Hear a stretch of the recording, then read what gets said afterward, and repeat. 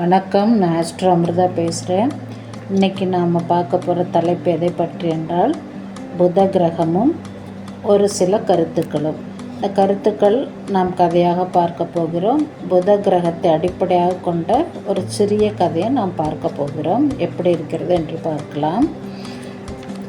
முதலில் நம் கிரகத்தினுடைய தன்மையை பார்ப்போம். புத கிரகம் என்றால் ஒரு அன்பு மிகுந்த கிரகம். இந்த புதர் கிரகம் நன்றாக, அதாவது ஒரு ஜாதகத்தில் ஜாதகருக்கு புத கிரகம் உச்சமாகவோ ஆட்சியாகவோ இருந்தால் அந்த மனிதன் அல்லது அந்த ஜாதகர் நிச்சயம், அந்த ஜாதகர் என்றால் ஆணையும் குறிக்கும் பெண்ணையும் குறிக்கும்.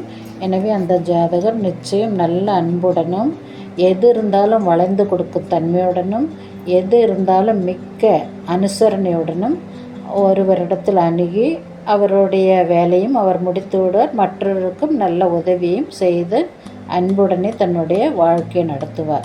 அந்த அன்பு ஒரு பசுமை நிறைந்த அன்பாக இருக்கும். எனவே தான் பசுமையான பொருட்களையும் சரி, பசுமையான ஒவ்வொரு சங்கதிகளையும் சரி நாம் புத கிரகத்துடன் ஒப்பிடுகிறோம்.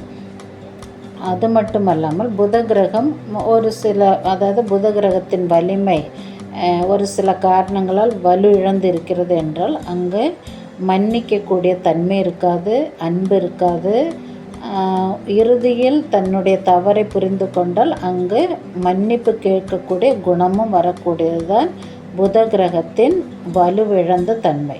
இதை பற்றி நாம் ஒரு கதை மூலம் பார்க்கலாம். நபிகள் நாயகத்தை விரும்பாத சிலர் அவர் மீது அவதூறு பரப்பினர். அதன் விளைவாக மக்கள் அவரை வெறுத்தனர். அவரோ அதை பொருட்படுத்தாமல் தன் பணியில் மட்டுமே கவனம் செலுத்தினார். ஒரு நாள் நாயகம் தெருவில் செல்லும் பொழுது அழுகிய மூட்டை காய்கறிகள் தலை மீது விழுந்தன. நிமிர்ந்து பார்த்தபோது மாடி வீட்டு கிழவி ஒருத்தி கூடையுடன் நிற்க கண்டார். புன்னகைத்தபடி இடத்தை விட்டு நகர்ந்தார். இந்த இடத்தில் நபிகள் நாயகம் தன்னைத்தானே வளைத்து கொடுத்து ஒரு நல்ல மனதுடன் அங்கிருந்து நகர்ந்தார். இதற்கே ஒரு அடையாளம் புத கிரகம் அவருக்கு நன்றாக இருக்கிறது என்று. பிறகு, அதாவது மறுநாளும் இது தொடர்ந்து கொண்டே இருந்தது. இது இந்த கிழவி அவர் மீது, நபிகள் நாயகத்தின் மீது குப்பை கொட்டுவது தொடர்ந்து கொண்டே இருந்தது.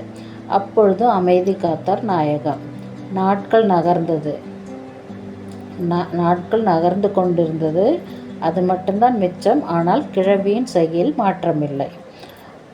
அன்றும் கிழவி எதையோ தலையில் கொட்டுவாள் என்று எதிர்பார்ப்புடன் வந்தார் நாயகம். அதாவது ஒவ்வொரு நாளும் வரும் பொழுது அன்றும் கிழவி எதையாவது தலையில் கொட்டுவாள் என்ற எதிர்பார்ப்புடன் நபிகள் நாயகம் வந்தார்.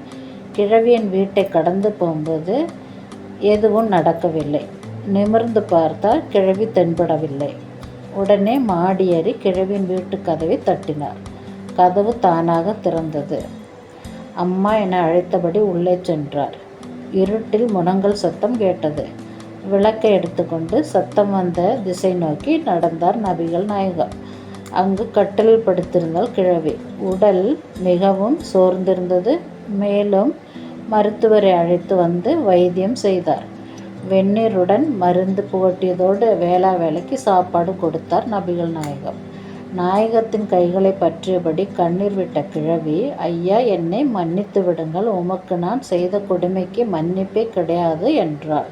இங்கு இந்த வயதான மூதாட்டி மன்னிப்பு கேட்கிறாள் என்றால், தான் செய்த தவறுக்கு மன்னிப்பு கேட்கிறாள் என்றால் அந்த கிழவிக்கு புத பகவானின் நல்ல அனுகிரகம் இல்லை. அதனால்தான் அறிவிழந்த சில செய்கைகளை நல்ல மனிதரிடம் அந்த வயதான மூதாட்டி செய்திருக்கிறாள்.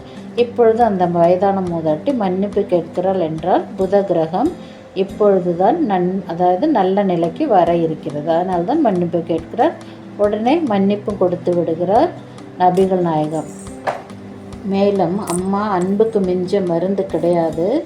செய்தது தவறு என்பதை நீங்கள் உணர்ந்த போதே பாவம் மறைந்துவிட்டது என்றார் நபிகள் நாயகம். எனவே நீங்கள் குணமடைய இறைவனை பிரார்த்திக்கிறேன் என்றார் நபிகள் நாயகம். இந்த கதையிலிருந்து நாம் அறிந்து கொள்வது என்னவென்றால், ஒரு மனிதனுக்கு புதன் கிரகம் நன்றாக இருந்தால் அவனுக்கு நிச்சயம் தெய்வீகமான அன்பு இருக்கும்.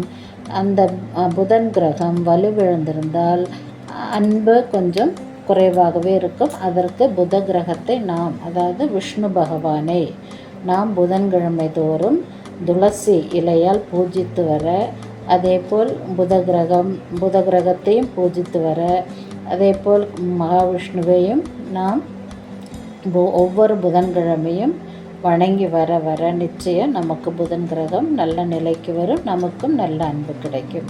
எனவே இந்த வீடியோ பிடித்திருந்தால் மற்றவருக்கு ஷேர் செய்யவும், சப்ஸ்கிரைப் செய்ய மறக்க வேண்டாம். Bye from ஆஸ்ட்ரோமிதா.